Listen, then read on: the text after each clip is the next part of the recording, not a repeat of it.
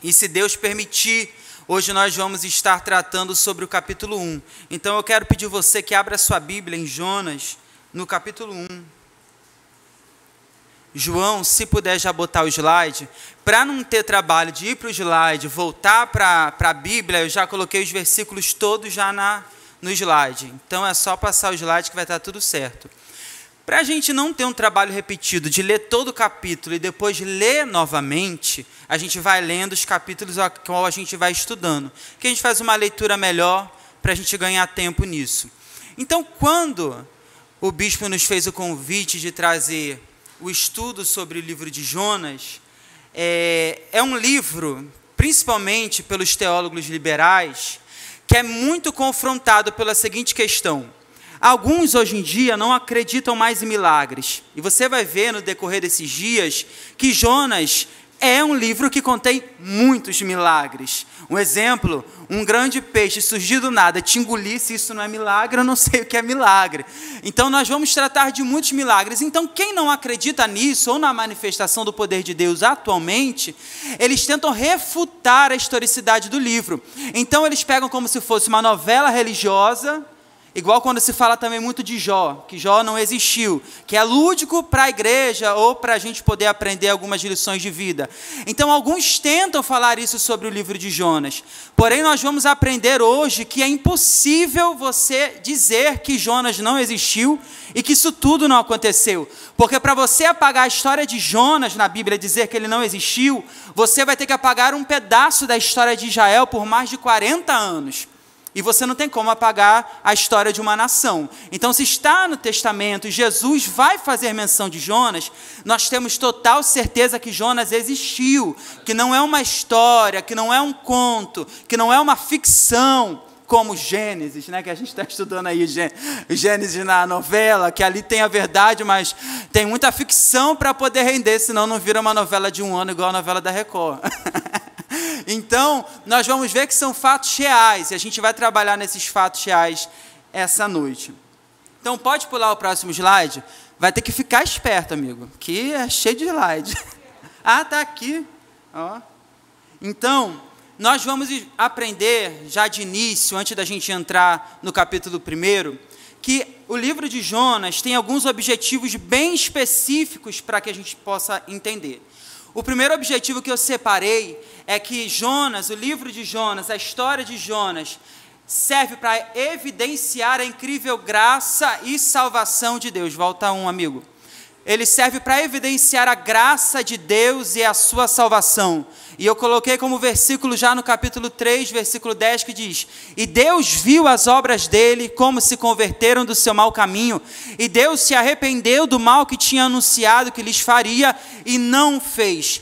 Então o Senhor agora, através da vida de Jonas, vai levantar a Jonas, e você vai ver no decorrer desse livro, que Deus tem salvação. A graça de Deus, as misericórdias de Deus alcançam a todos, porque Nínive era uma nação de gentios, não era o povo eleito, a nação escolhida. E você vai ver que já no Antigo Testamento, Deus vai mostrar que a sua graça e a sua salvação não tem um credo específico, não tem um grupo específico, uma nação específica. A graça de Deus, ela vai alcançar até a Nínive, uma nação que nós vamos ver que aos nossos olhos não merecia.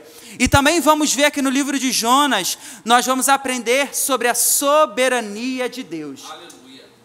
A gente já fala de soberania de Deus aqui, todo mundo fala, o bispo Vinícius fala, o pastor Ricardo fala, a gente ouve sempre sobre isso. Só que em Jonas você vai aprender uma prática, na prática mesmo, que Deus é soberano e tem o governo de tudo, e que nada foge do controle dele. Às vezes nós temos a impressão que certas circunstâncias que passamos na nossa vida, dificuldades, um dia mau, ou um dia que, sabe, quando você tira o pé, a corda, põe o primeiro pé no chão, e o dia já começa tudo dando errado, e você fala, Deus não está nesse dia, e Deus está também nesse dia.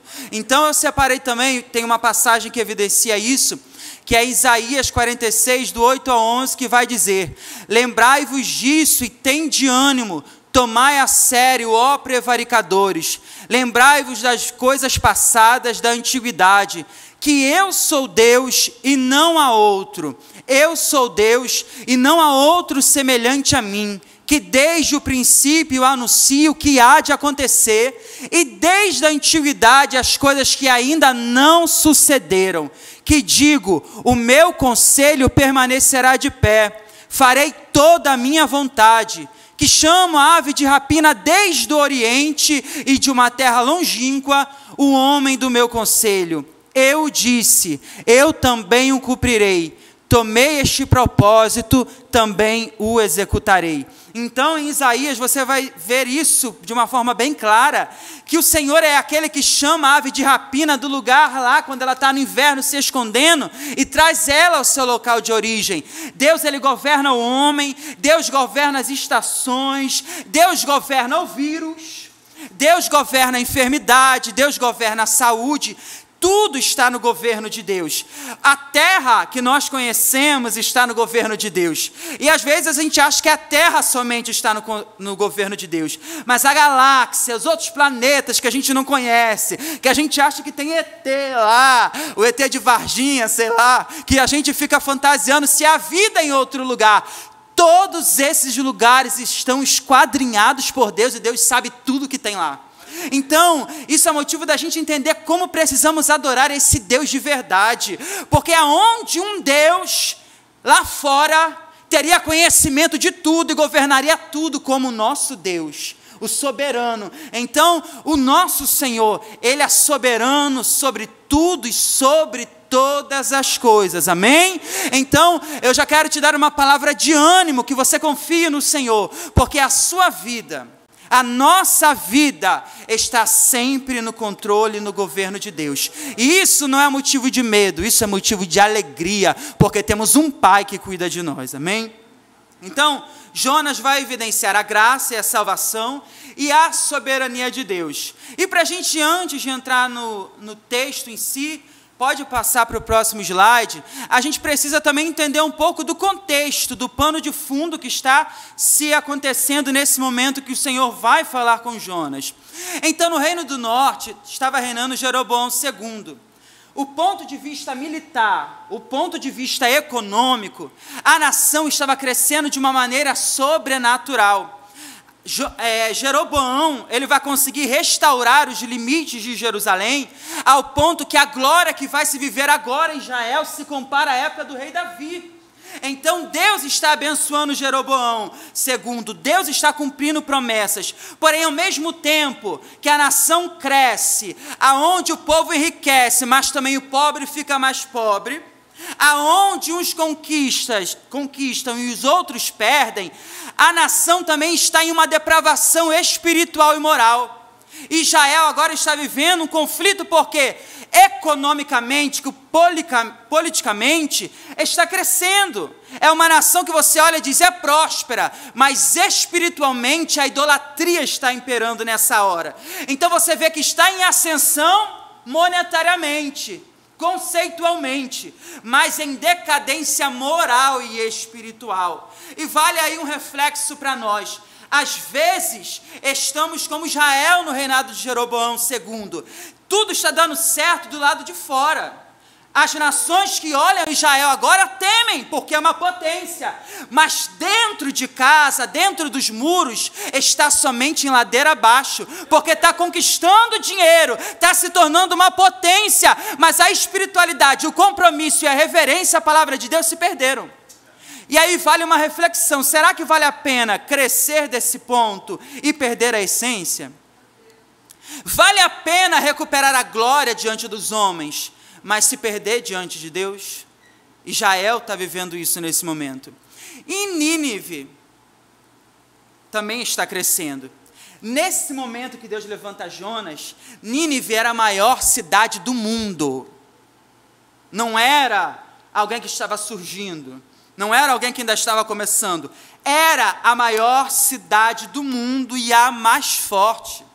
A Nínive crescia na capital da Síria, florescia com grande poder também, dinheiro, crescia em números populacionais. A população de Nínive também era enorme. mas essa cidade era conhecida por sua maldade. E eu quero pedir aos irmãos, aí, igual antigamente, no culto de doutrina que tinha, né, para quem acertava primeiro, alguém abra aí sua Bíblia em Naum. Naum está na Bíblia também, tá? Pequenininho, mas está aí na Bíblia. Capítulo 3, do 1 ao 4. E alguém abra em Sofonias 2, do 13 ao 15. Também está na Bíblia. Fica meio perdido, mas está na Bíblia. Então você vai ver que era uma nação que crescia. A Nínive crescia de uma maneira tremenda, aonde ninguém nesse momento tentava confrontar. Quem vai comprar briga com a maior cidade do mundo? Com um povo sanguinário. Eles adoravam a deusa Estar, que era uma deusa conhecida como a deusa da guerra e do sexo. O nome que eles davam a ela era a Rainha dos Céus. Essa deusa que eles adoravam nessa idolatria era uma divindade que eles adoravam como se fosse a deusa do sexo e da guerra. Então daí você já tem o parâmetro que o povo era sanguinário, um povo mau, um povo que não tinha pena das outras nações, um povo que não tinha pena de passar o rodo em quem confrontava, e ao mesmo tempo vivia uma promiscuidade terrível, uma depravação moral, que você vai ver que os profetas, agora que nós vamos ler, vão falar coisas terríveis, que poucas cidades, que poucos povos foram descritos dessa maneira. Então, quem abriu aí em Naum, pode ler, por gentileza. Pode ir com calma.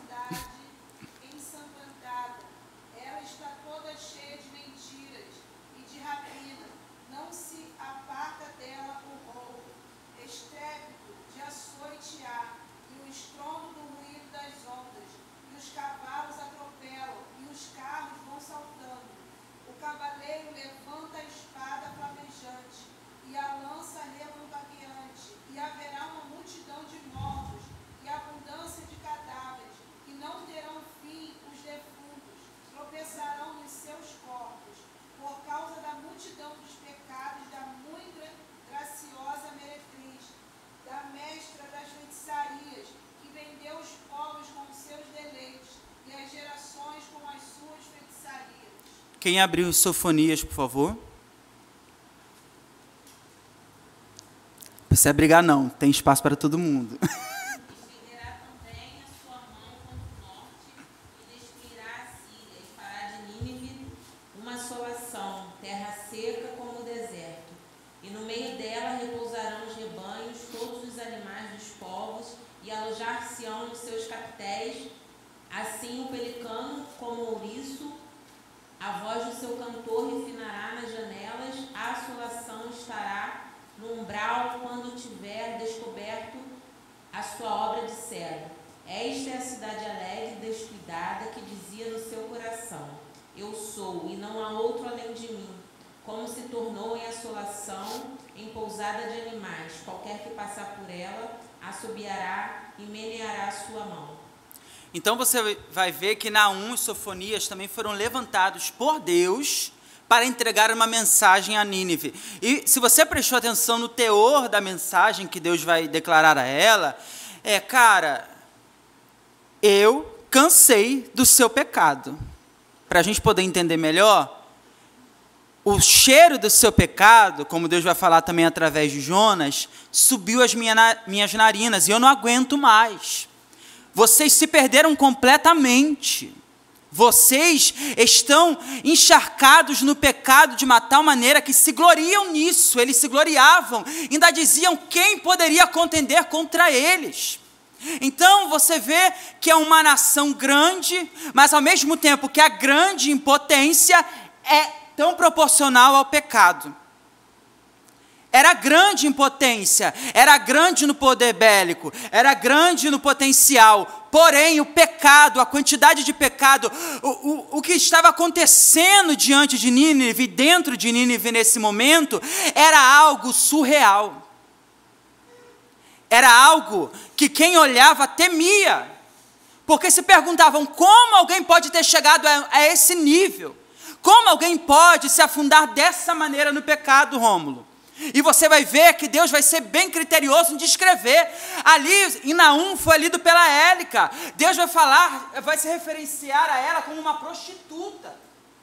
Alguém que se vendeu, alguém que se corrompeu, alguém que se vendia, que não tinha escrúpulos, que não tinha valor. Imagina o Senhor falar isso de um povo. Para você ver a intensidade do que estava acontecendo nesse momento. Então, nós entendemos que o objetivo geral de Deus, através de Jonas, e agora a gente entendeu o que estava acontecendo politicamente ali. Enquanto as nações cresciam, mas as duas também estavam, vamos dizer, de uma deficiência espiritual. Nínive, porque era um povo gentil, então não conhecia o Senhor, não tinha o temor ao Senhor, e nem se prestava culto diante dele. E Israel, que sim, estava num declínio. E agora, pode passar para o próximo? Antes também da gente entrar no texto, a gente conhecer quem é Jonas. Porque o que me incomodou enquanto eu fui estudar um pouco sobre Jonas, é que você vê falando sobre a baleia, você vê falando sobre o barco, você vê falando sobre o mar, e a gente se atém ao que acontece, mas não se atém ao personagem Jonas. E aí a gente foca no que acontece ao nosso derredor. A gente foca nas coisas que os nossos olhos são meio que mirabolantes. Mas você precisa ver que Jonas, ele na verdade é o principal personagem dessa história, aonde Deus vai mostrar o que nós não devemos fazer. Aleluia. Às vezes você olha para Jonas, e eu sempre falo isso, que a Bíblia, ela me diz o que eu devo fazer, mas ela também me diz o que eu não devo fazer. A Bíblia tem exemplos bons, mas também tem exemplo ruim, para você ver que se você for para o mesmo caminho, acontece isso com você. Então, a gente precisa se ater a isso também. A gente já lê Jonas, o profeta, a gente já vê língua de fogo, sapateando, profetizando, dizendo assim diz o Senhor. Mas você vai ver que o cara, nesse contexto agora, é um vacilão. Eu tentei falar uma palavra mais bonita, mas ele é um vacilão. E você vai ver por quê. Jonas era filho do profeta Amitai, da tribo de Zebulon, e viveu no século 8 a.C., numa cidadezinha chamada Gat-Efer. Era uma cidade perto do norte de Israel, a 7 quilômetros de Nazaré. Então, Jonas era um profeta galileu. Jonas apareceu a primeira vez na Bíblia, lá em 2 Reis 14, 25, que é justamente quando o Senhor levanta Jonas em profecia para dizer a Jeroboão II que ele recuperaria as fronteiras de Israel e que a glória de Israel seria restaurada tanto quanto na época de Davi. Então Jonas, ele não vai aparecer somente no seu livro. A primeira vez que Jonas aparece na Bíblia é em 2 Reis 14, 25, justamente profetizando. Só que o contexto que Jonas aparece em 2 Reis é completamente diferente do que ele aparece no próprio livro dele. Porque aqui ele está profetizando bênção. E enquanto Jonas está profetizando bênção, Jonas quer ser profeta. Enquanto Jonas tem uma palavra de vitória, Jonas quer ser profeta. Enquanto Jonas está dizendo que algo que pode gerar alguns louros para ele, promovê-lo, abrir portas, Jonas profetiza. E Jonas diz, assim diz o Senhor. Porém, Jonas é testado verdadeiramente quando ele tem que profetizar algo que vai incomodar a ele. Porque o profeta, às vezes, vai ter que profetizar o que incomoda a ele. O profeta vai ter que falar até o que ele não queria falar. O profeta não fala o que ele quer, ele fala o que Deus quer. E Jonas vai aprender isso. Na marra, mas vai. Então ele profetiza. Jonas é o primeiro profeta comissionado a pregar os gentios. Você vai ver que, esporadicamente, Deus levantava alguns profetas ou cartas e escrevia a determinados povos ou nações para dizer uma pequena revelação ou algo bem específico que Deus iria se levantar para julgar, porém, algo evangelístico, transcultural, palavra bonita, a gente até estuda a palavra nova para o culto da maturidade cristã. O primeiro profeta comissionado a pregar os gentios, transcultural. Você vai ver que Jonas é esse profeta. Então Jonas é um profeta, ele é um profeta. É um homem de Deus? É um homem de Deus, porque homem de Deus também vacila às vezes. Profeta galileu, mas que tentou desafiar a soberania de Deus. E ele vai aprender da pior forma que ninguém desafia a Deus. Então, liga aí o seu alerta, sabe quando a gente vai passar no sinal, ainda mais aquele que tem a contagem dos números, que você fala que dá para passar, chega na hora não deu, tu dá uma freada que está dentro do carro, vai lá na frente e volta. Jesus talvez hoje esteja fazendo isso com a gente essa noite. Para um pouco, o sinal fechou, porque você tem que entender que ninguém desafia o Senhor. Às vezes queremos desafiar a Deus com os nossos quereres e nossas vontades, mas ninguém, absolutamente ninguém, independente do que você faça, colocará Deus na parede ou irá obrigá-lo a fazer o que você quer.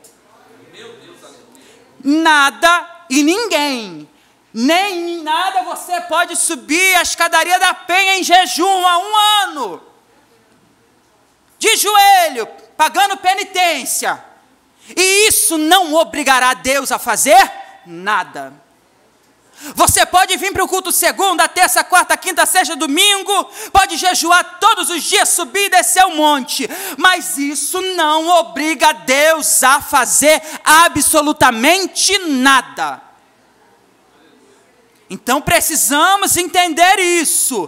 Deus não é obrigado a nada. Então quando Ele não fizer, não se justifique ficando de bico, dizendo que não ora, que não prega, porque isso não cola com Ele. E eu digo por experiência própria, tá? Às vezes, né, a gente fala, não, tem que orar até Deus responder. Eu já orei até Deus ficar em silêncio. E Ele ficou em silêncio. E eu segui minha vida, vou fazer o quê? Vou parar? Vou surtar? Não, Ele ficou em silêncio, então eu continuo. Porque o silêncio de Deus é resposta. Quem entende e quem quer entender o Senhor e o que Ele fala, o silêncio também dele já diz muita coisa. Só que o silêncio às vezes diz o que a gente não queria ouvir, mas diz. Então você viu agora quem é Jonas. Jonas é um profeta, é um homem de Deus, um cara que vai vacilar, alguém que vai errar, ter um erro de percurso igual a gente, porque você é homem de Deus, você é mulher de Deus, você é profeta, você é sacerdote, você é embaixador de Cristo nessa terra. Mas às vezes você também comete umas gafes como Jonas, porque o nosso senso crítico de achar quem merece ou não a Deus nos põe nisso. Você vai ver mais à frente que Jonas, ele não tinha um pensamento aberto e não conseguia compreender a salvação de Deus a outros se não fosse o povo e o gueto dele, o conjunto dele. Você vai ver isso sobre a teologia de Jonas mais à frente. Pode passar para o próximo. Então a gente agora já vai entrar no capítulo 1 de Jonas, no versículo 1 e 2. Então eu fui separando assim já com os versículos, porque a gente teria que ler todo o capítulo. E depois de ler tudo de novo, a gente ia perder um tempo que é precioso demais, que eu já nem sei, já deve ter passado aí alguns minutinhos. Então, Jonas, capítulo 1, do versículo ao 2, vai dizer assim. Jonas 1, do 1 ao 2. Tá dando spoiler aí, Gabriel. Ora, a palavra do Senhor veio a Jonas, filho de Amitai, dizendo, levanta-te e vai a Nínive, aquela grande cidade, e clama contra ela, pois a sua maldade subiu diante de mim. Então, você já começa a ver no capítulo, o texto, o livro de Jonas, que a palavra do Senhor vem a ele. Essa expressão, a palavra do Senhor vem a ele, é utilizada mais de 100 vezes na Bíblia, quando Deus trazia uma mensagem específica a um profeta. Essa forma de que começa-se o texto, ora, a palavra do Senhor veio, como tem em outros livros, com outros profetas, é a expressão de Deus trazendo algo ao profeta, que o profeta deveria compartilhar com os outros. Então, eu entendo que o profeta, ele é um canal, e o profeta, ele vai transmitir a mensagem. Sendo assim, o profeta não é o dono da mensagem. Há uma diferença muito grande entre você transmitir e entre você ser o dono. Eu transmito a palavra, mas quem é o dono da palavra? Jonas tem a palavra, mas ele não é a palavra. Jonas tem a revelação, mas ele não é a revelação. Então, o profeta vai transmitir algo, e ele não precisa se preocupar com o que vai transmitir, porque isso cabe a Deus. Então, o profeta somente tem que ouvir o que a gente não gosta, porque a gente quer falar. E para profetizar, primeiro você tem que aprender muito a ouvir. Para ser profeta de Deus, boca de Deus nessa terra, temos que aprender a ouvir. Ouvir. Coisa que a nossa geração não quer. Porque somos tão ativos e tão efetivos, que quando já veio a palavra, assim veio a palavra do Senhor, você já está falando e fazendo. O Senhor nem disse o que queria, mas tu já foi. É igual criança, a gente vai falar, não, você vai, faz isso. Quando você fala, faz isso, a criança já foi. Eu estou falando com a Alice, e quando eu vejo ela já foi, já quebrou a cara, já quebrou a cabeça, nem esperou terminar a frase. Né? Então, precisamos nos atentar a isso. Então, a gente entende que Jonas já era profeta. Jonas já tinha o ofício, já era um profeta em Israel. Porém, agora, Deus vai vir com um projeto. Porque Deus ele tem projetos diferentes para a mesma pessoa. Um projeto que pode ter acontecido na sua vida em um tempo, ele agora pode se tornar em outro projeto. E a gente precisa entender isso, que Deus permite que a nossa vida tenha finais de ciclos. A nossa vida tem finais. Nossa vida tem pontos finais. Um parágrafo para começar o outro, mas não deixa de ser um ponto final. E você precisa estar atento a isso. Você precisa entender quando certa situação acabou. É a mesma história de vida, porém com uma outra narrativa no mesmo texto. A vida do crente é assim. Tem ponto final. Tem gente que diz que Deus não pôs um ponto final. Deus pôs um ponto e vírgula, uma vírgula, mas tem ponto final. Para terminar um parágrafo, começar outro. Então, Jonas precisava entender que ele foi profeta em Israel, só que agora o mistério ou o segredo de Deus não era para Israel, era para Nínive. E isso vai ser um grande desafio. Um desafio porque Jonas vai ver Nínive como uma grande cidade. Pelas características que eu trouxe de Nínive, você queria ser profeta lá? Fala a verdade. Um povo sanguinário, passa a espada em todo mundo, idólatra, a maior cidade do mundo, e eu vou lá profetizar. Fala a verdade, crente. Tu iria correr também? Porque profetizar em Israel, por mais que tenha seus levantes contrários, ainda é fácil. Agora Deus vai levantar Jonas para profetizar aos gentios, a uma nação completamente pecaminosa, poderosa. Isso vai ser um desafio, porque Jonas vai ver Nínive como uma ameaça. Ameaça por quê? Israel estava crescendo potencialmente, economicamente, belicamente, não falamos disso? Nínive, a maior cidade do mundo. O medo de Jonas, se eu for lá profetizar, Deus, como nós lemos lá no início, pode mudar essa história, ouvir o clamor desse povo e ter misericórdia deles. Se Deus tiver misericórdia deles, eles viram uma ameaça, porque vão estar de pé e podem vir lutar contra a gente. Então Jonas não está vendo agora um plano de salvação. Jonas está sendo extremamente nacionalista. E eu não estou dizendo que Jonas está errado, mas eu estou dizendo que não era o que Deus tinha para Jonas e nem para Nínive. Nem sempre você vai estar errado no seu pensamento, mas não é o que Deus tem para você. Tem situações que a tua lógica até bate. Quem vai querer levantar uma nação para vir e destruir a minha? Ninguém. Mas e se Deus quiser? Quem contenderá contra o braço forte do Senhor? Quem subiu a mente dele para entender os seus pensamentos? Ou com profundidade de riqueza, sabedoria, conhecimento de Deus, já diz em Romanos. Quem subiu a mente do Senhor para entender a lógica que ele trabalha? Quando o ser humano tenta racionalizar o querer e o efetuar de Deus, seriamente ele entrará em conflitos, porque Deus nem sempre te explicará tudo. Deus somente terá uma ordem para você. Veja que Deus não começa dizendo: Jonas, eu quero te usar, porque é para isso e para aquilo. Não, Jonas, veio a palavra do Senhor a você, e é para ir profetizar. O porquê não te interessa, é para cumprir. Nós queremos muitas explicações de Deus, aonde Deus não é obrigado a te explicar nada. Eu quero saber o porquê e o para quê, mas Deus não é obrigado.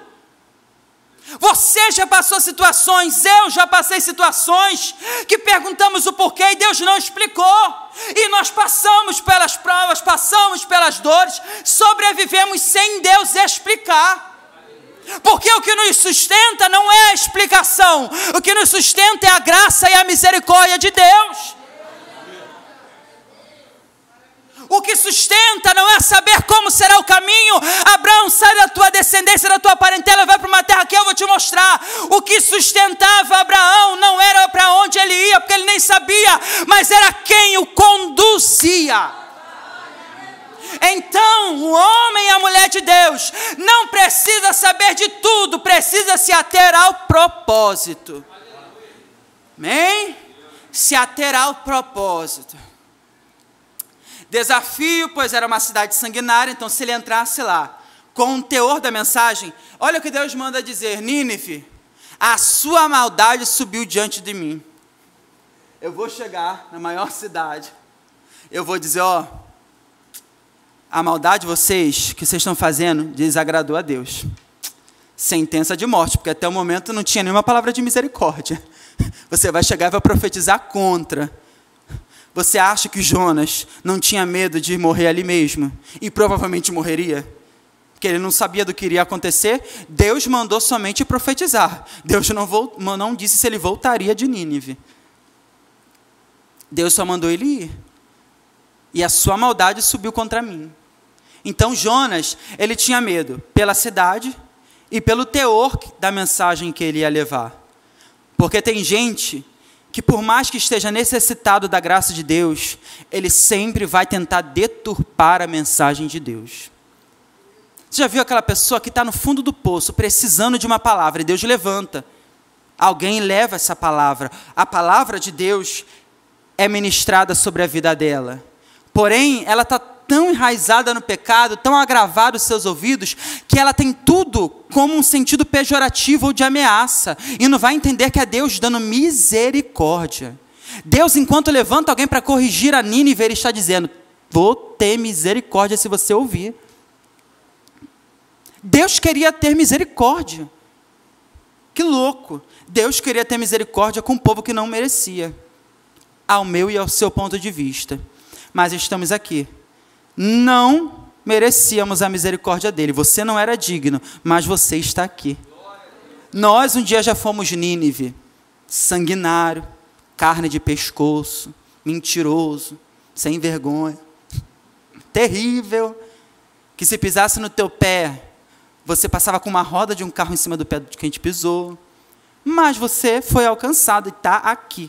A misericórdia de Deus te alcançou. Então, a gente precisa parar de limitar o trabalhar e o agir de Deus.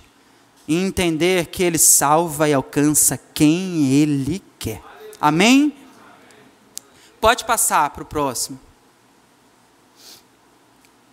No versículo 3, eu separei um pedacinho maior para falar do 3, que diz assim, mas Jonas se levantou para fugir para Tarsis, longe da presença do Senhor. E desceu a Jope, onde encontrou um navio que ia para Tarsis. Jonas pagou sua passagem. Cuidado que tem passagem que você está comprando que vai sair caro. Pagou, pois, sua passagem, e desceu para dentro dele, para ir com ele para Tarsis. Para onde? Longe da presença do Senhor. Eu botei esse mapa, porque eu falando, você não tem a dimensão, mas você vendo, você vai conseguir gravar. Se você gravar esse mapa, eu já estou satisfeito. Então, tá vendo ali um pedacinho ali, no final da linha vermelha, ali é Jope, onde Jonas foi para pegar o barco. Para ele ir para Nínive, era cerca de 800 quilômetros. Era aquele pedacinho vermelho. Não era uma viagem tão longe para ele ir cumprir o propósito. Porém, ele vai pegar um barco e comprar uma passagem, ele vai pagar para fugir da presença de Deus. Tem gente que paga para fugir da presença de Deus para depois voltar para o mesmo lugar que devia ter ido. Lá em Apocalipse 2, lembra-te de onde você caiu e volta. e faz as primeiras obras. Você paga para ir longe, para depois voltar para estaca zero. Ele vai pegar em Jope o barco, o navio, ele vai entrar e ele vai para Tarsis. Tarsis, ali eu botei que cerca de 3.000 quilômetros, mas ainda é um pouco mais de 3.000 quilômetros para Tarsis. Tarsis era uma província, literalmente no fim do mundo. Era o fim do mundo. Uma cidade fundada pelos fenícios na costa sudoeste da Espanha. Então, ele estava indo para um local muito longe, que ainda nem se conhecia o Senhor em Tarsis. Ainda a cidade estava crescendo, estava expandindo, era algo que estava crescendo, então ele pensa assim, eu vou para Tarsis, vou para bem longe. Era viagem, cerca de 1 ano de viagem. 1 ano de viagem. O cara prefere pagar uma viagem de 1 ano para fugir da presença de Deus. 1 ano de viagem. Para ir para o fim do mundo, achando que vai se esconder de Deus lá, porque qual é a mentalidade dele? Eu vim para cá, não vai ter esse negócio de Deus, não vai ter esse negócio de profeta, ninguém me conhece, eu vou chegar, vou viver, porque é uma cidade que está crescendo economicamente, vou ter uma vida normal. E eu faço questão de pagar essa passagem e eu vou para lá. Só que quem fugirá da presença do Senhor? Se eu subir ao céu, lá tu estás. Se eu fizer no céu a minha cama no inferno, lá tu também vai me achar. As trevas e a luz são para ti a mesma coisa. Aleluia. E aí, com essa atitude de Jonas, quando eu vi esse mapa, eu falei, gente, que cara burro. Porque é impossível. Ele sendo profeta, ele já sabia que Deus ia atrás dele aonde ele fosse. Vai perder tempo para quê? Vale uma OBS, uma observação. Você está perdendo tempo fugindo para quê, se Deus vai te achar? Deus vai te achar. Os meios, aí você pode não se agradar tanto. Porque vai dizer, que Jonas se levantou para fugir. Seja sábio, se levante para obedecer. Tem gente que se levantar é o quê? Ter disposição para meter o pé. Tenha disposição para obedecer. Tenha disposição para atender o chamado do Senhor para a tua vida. Tenha disposição para dizer, eis-me aqui, grande é a seara, mas poucos são seus trabalhadores. Rogai ao dono da seara que mande os trabalhadores. Você está sendo convocado como um trabalhador da seara. Então a resposta é, eis-me aqui, Senhor, envia-me a mim. Mas em vez dessa resposta, Marquinhos, a gente prefere pagar uma passagem e viajar 1 ano para fugir dele. É tenso. Pula para o próximo. E com esse mapa, pode passar. E no capítulo 3, eu vou entender a teologia de Jonas. O cara é um teólogo. A teologia de Jonas era boa, mas era reducionista. Você vai ver que a teologia, que o contexto, a doutrina de Jonas, ele já começa aqui sendo um profeta. Você é alguém que tem um relacionamento com Deus. Você vai ver posteriormente no livro que ele, em suas orações, ele vai fazer referências até aos Salmos.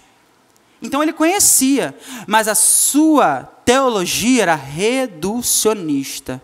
Ele não conseguia entender que, se Deus quisesse, ele iria além das fronteiras de Israel. E quantos de nós estamos como Jonas? Temos uma boa teologia, mas uma teologia que só cabe aos nossos. Uma teologia que só cabe em quem está aqui dentro e que não pode alcançar alguém que está lá fora. Então a nossa teologia é Hernandes Dias Lopes, esse livro aqui, depois você, se quiser emprestar, eu te empresto, mas me devolva. Esse livro ele vai dizer que Jonas ele vem em espécie de gueto, ele vive em espécie de gueto, é extremamente nacionalista. Então, ele quer Deus, de que Deus abençoe quem ele quer. Quando Deus abençoa alguém que ele não quer, ele se revolta. Quando Deus abençoa alguém que você não quer, você fica feliz ou você se revolta? Você consegue se alegrar quando Deus abençoa até os seus inimigos? Então Jonas tem uma boa ortodoxia, ele tem a doutrina, mas a ortopatia, que é os sentimentos, e a ortopraxia, que são as atitudes, são erradas. Jonas tem conceito, mas sente e age de forma errada. É o cara que não consegue fazer missões, é o cara que não consegue fazer um evangelismo, é o cara que não consegue cumprir o ID. Ele sabe muito, mas não faz nada. E desculpe eu te dizer isso, mas Deus não precisa da sua teologia sem atitude. Deus não precisa do seu conhecimento se não for para você usar ele em alguma coisa. O que adiantou tanto conhecimento para fugir? O que adiantou tanta ortodoxia para não cumprir o propósito de Deus sobre a sua vida? Vale a pena nós refletirmos sobre isso essa noite. Vale a pena refletirmos. Será que a minha atitude e o que eu sinto pelas pessoas condiz com o que eu prego? Condiz com o que eu falo? O que adianta eu falar esse mês inteiro de fevereiro para você sobre Jonas e eu não ter um pingo de piedade com alguém que está lá fora e eu dizer que Deus castigue? O que adianta? Eu vou ser hipócrita eu pregar isso para você e eu não agir. A primeira vez que você me vê lá na rua, você vê eu não tendo um pingo de amor com o outro. Eu estou sendo um Jonas, tendo uma boa ortodoxia que te convence, mas eu mesmo não pratico o que eu prego. E hoje, infelizmente, nos nossos púlpitos, o que mais tem é isso. Gente que prega o que não vive, mas graças a Deus, que aqui estamos para pregar aquilo que vivemos e viver aquilo que pregamos. Estamos aqui para que a nossa doutrina bata com os nossos sentimentos. Amém? Então, eu peguei duas frases que eu achei fantásticas. Exaltino Filho vai dizer que crentes de coração duro são maldição para o mundo. Jonas agora foi levantado para ser bênção, mas está sendo maldição. Jonas está sendo maldição para Nínive. Você quer ser bênção ou você quer ser maldição na vida de alguém? Hernandes Dias Lopes vai dizer que Deus é misericordioso e salva até os nossos inimigos. É maravilhoso isso. Antigamente a gente orava muito, né, no círculo de oração. Deus visita fulano de tal, mata a macumbeira, a feiticeira, cobra, pesa a mão. Fala que você já orou assim, para de graça. Pesa a mão, eu sou tua filha, eu sou teu filho, Senhor. Cobra, está mexendo com ungido. Mas Deus, Ele não quer matar a feiticeira, Ele quer salvar a feiticeira. Deus não quer matar o teu inimigo, Deus quer salvar o teu inimigo. E quer trazer ele para caminhar junto com você aqui dentro. Deus não quer destruir quem te persegue, Deus quer salvar quem te persegue. Lembra do tio Saulo, que vira Paulo? Perseguia a igreja, agora vai padecer, vai ser perseguido junto com a noiva de Cristo. É isso que Deus quer, que o teu inimigo, porque a nossa luta não é contra a carne e o sangue, é contra principado e potestade, que o teu inimigo, ou alguém que você denomina como inimigo, que se converta e possa caminhar em direção ao céu junto com você. O evangelho, ele abrange. O evangelho, ele alcança.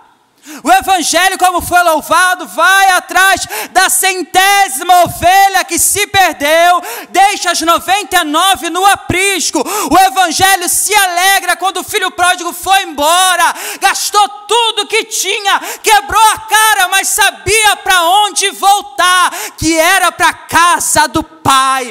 Então, irmãos, é isso que a igreja se alegra, é isso que o crente se alegra, quando Deus salva o inimigo, o perdido.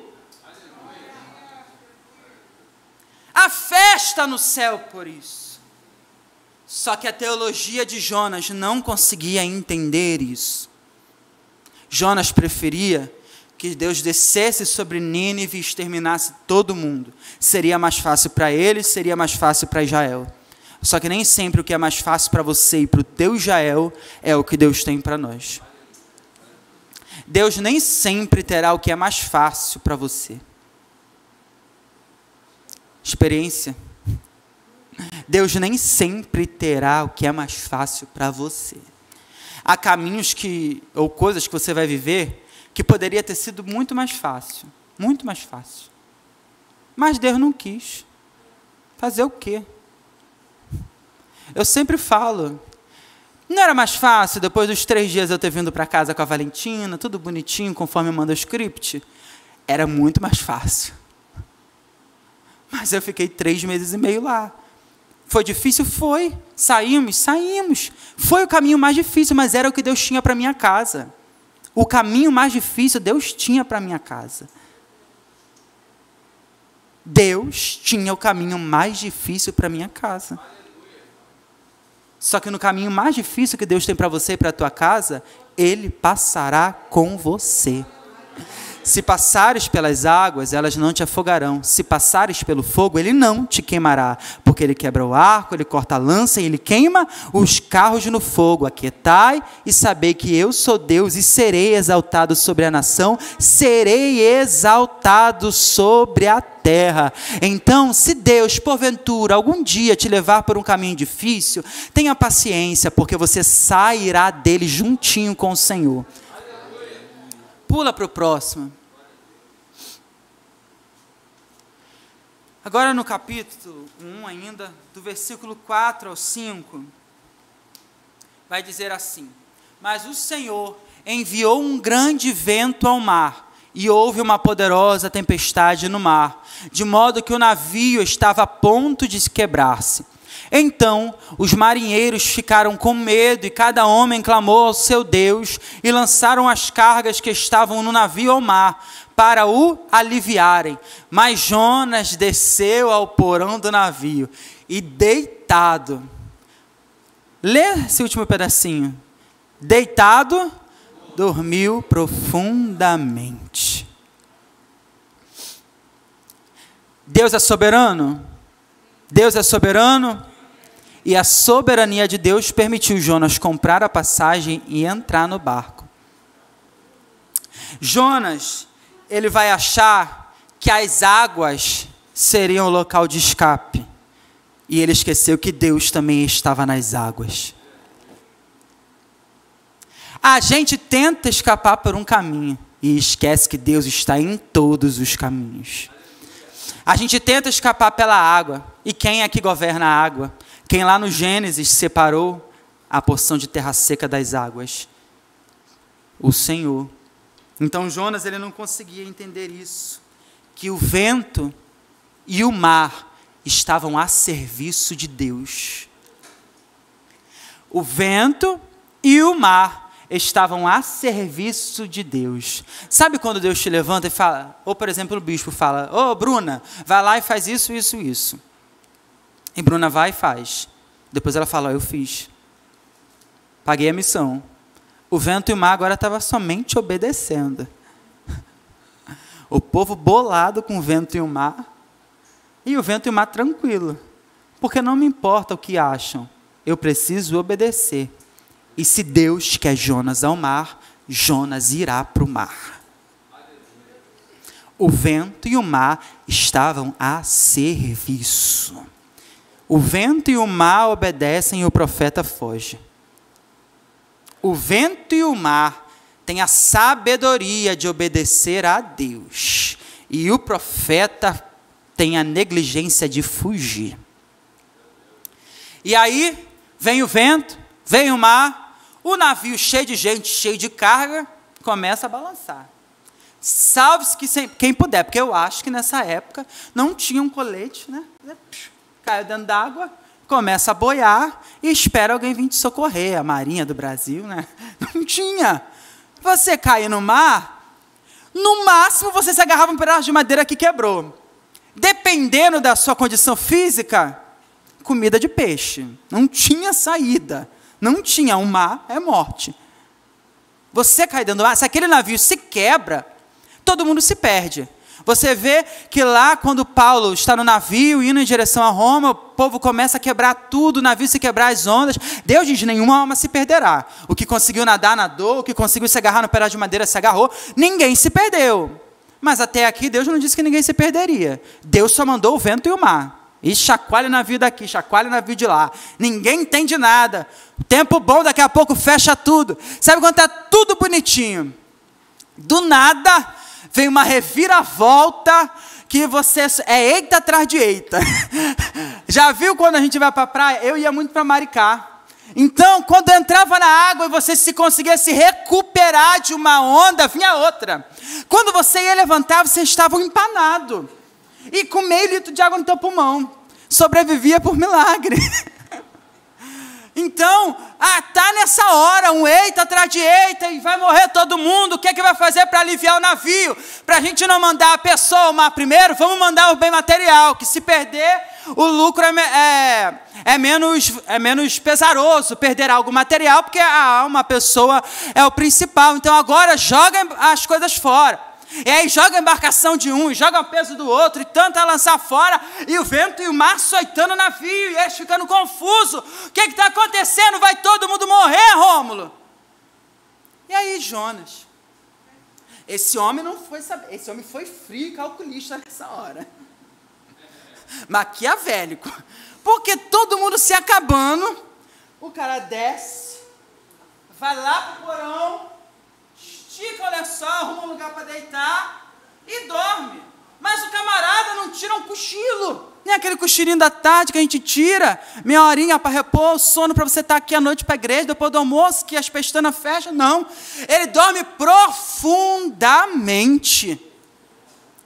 Como alguém consegue dormir profundamente no meio de uma tempestade e ainda sabendo que ele é o causador da tempestade?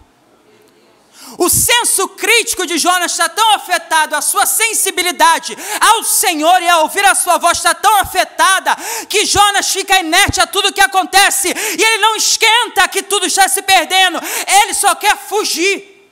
Então quem vai morrer, o que vai se perder, se ele mesmo morrer não interessa, ele quer fugir, ele prefere não ir a Nínive, mas perder a vida.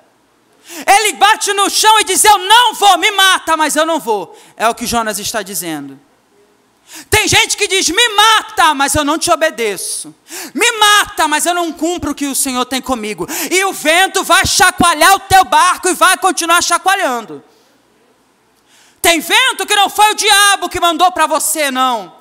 Tem vento e água agitada, que não é Satanás com fúria na tua alma, é Deus dizendo, acorda para a realidade. Só que em vez do camarada acordar, o camarada dorme mais ainda. Impossível. Nessa hora aí, se eu sou alguém daquele barco, eu já ia achar, esse cara está errado. Todo mundo se acabando e o cara dormindo é ele. Não precisava nem lançar sorte, eu já ia saber que o culpado é ele. Que é o único sóbrio no momento. Ou ele é muito espiritual, ou Deus falou com ele igual falou com o Paulo, que ninguém ia se perder, ele foi dormir. Ou ele é o causador. E o homem vai e dorme. Dorme profundamente. Será que essa noite você não entrou aqui dormindo profundamente, enquanto todo mundo dentro da tua casa está sentindo o vento e o mar e está desesperado? Será que as pessoas na tua volta não estão padecendo e você é o causador?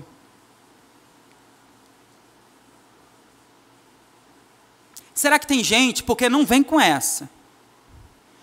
Você como homem ou mulher de Deus, atitudes que você acha que só afetam a você, acabam afetando a sua casa. Afeta, vai reverberar na tua casa também. Será que você vai esperar perder tudo para você acordar e sair do porão e dizer, Senhor, eu estou aqui, é isso que o Senhor queria, eu estou aqui. Não é a minha vontade, mas eu estou aqui. Seja sincero. Deus, Ele não quer o que você acha, Ele quer a tua obediência. Vai dizer que você nunca obedeceu, mesmo não querendo obedecer. Vai dizer que você, na sua vida cristã, nunca preferia tomar outro rumo, mas decidiu obedecer por temor ao Senhor. Todo mundo, gente. A lógica te levaria para outras circunstâncias, mas o temor que você tem do Senhor te fez ficar.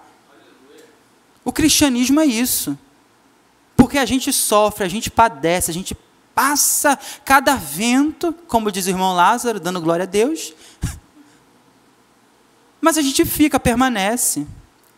Você permanece não é porque você é bom, não é porque você é forte, mas é porque você está tão entrelaçado com Deus que não dá para desvincular mais, entendeu? Sabe quando a gente já caminhou tanto tempo com Deus, já viu tanta coisa acontecer, que não vale a pena, nem dá mais para voltar. Nem dá mais. Então a gente obedece por amor a Ele. Deu para entender até aqui? Os irmãos estão me acompanhando? Amém? Vamos seguir? São que horas, gente? 9? Misericórdia. Não vai dar para terminar um hoje não. Vou terminar só mais esse e a gente continua semana que vem. Jesus.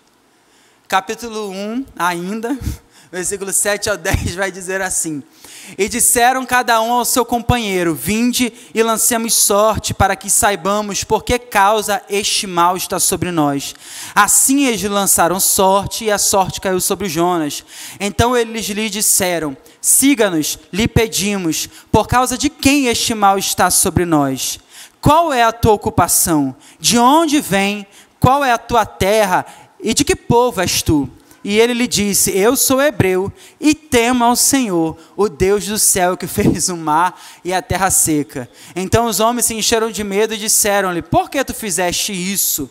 Pois os homens sabiam que ele fugia da presença do Senhor, porque ele lhes tinha dito. Na hora, eles vão começar a questionar, e vão lançar sortes. Quem está ocasionando tudo isso? Porque eles entenderam que tinha algo ali que não era normal. Então, há um propósito para que isso esteja acontecendo.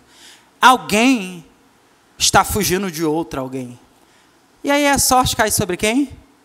Jonas, o dorminhoco, a bela adormecida, o fugitivo, o sem vergonha, que não tinha temor, né? E caiu sobre ele. E aí ele vai dizer, olha de novo a ortodoxia do Jonas: eu sirvo ao Deus que criou o céu, a terra, o Deus vivo. Ele sabia quem era Deus, mas decidiu fugir de Deus. Ele fala com propriedade do Senhor, mas ele não obedece com a mesma intensidade. Tem gente que enche a boca para falar, mas quando você vê, não é nada daquilo.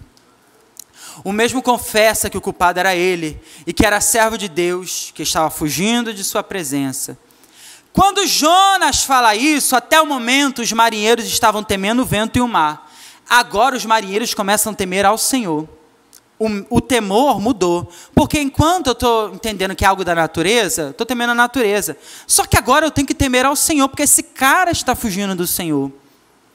E os marinheiros temem ao Senhor e consideram uma loucura o que Jonas fez, mas o profeta não. De novo, todo mundo dentro do barco, gentil, não era uma embarcação do povo de Israel, não era uma embarcação de pessoas que serviam ao Senhor, era uma embarcação de povo gentil que Jonas entrou. Essas pessoas, ao ouvirem o que Jonas fala, vão temer, sem conhecer Deus como Jonas conhecia, mas Jonas não tem a mesma intensidade de temor e obediência. E agora, mesmo sem querer, Jonas vai evangelizar até um marinheiro. Jonas não queria ir para Nínive, só que até no navio, Deus está sendo exaltado, e até os marinheiros estão temendo ao Senhor. Então até na tua rota de fuga, Deus vai te usar como canal de bênção para a vida de alguém. Até na tua rota de fuga, Deus vai falar através de você. Então, pode tentar fugir, mas eu encerro essa noite. Não dá para terminar o capítulo 1, a gente continua semana que vem e entra no 2. Mas eu encerro essa noite dizendo, você pode até comprar a passagem, entrar no navio para fugir. O vento e o mar te acharão. E até mesmo no meio do vento e do mar, fugindo da presença de Deus, a sua vida glorificará Ele. Amém? Então você é marcado com um propósito. Não tente fugir do propósito de Deus para a sua vida. E eu agradeço essa oportunidade no nome de Jesus.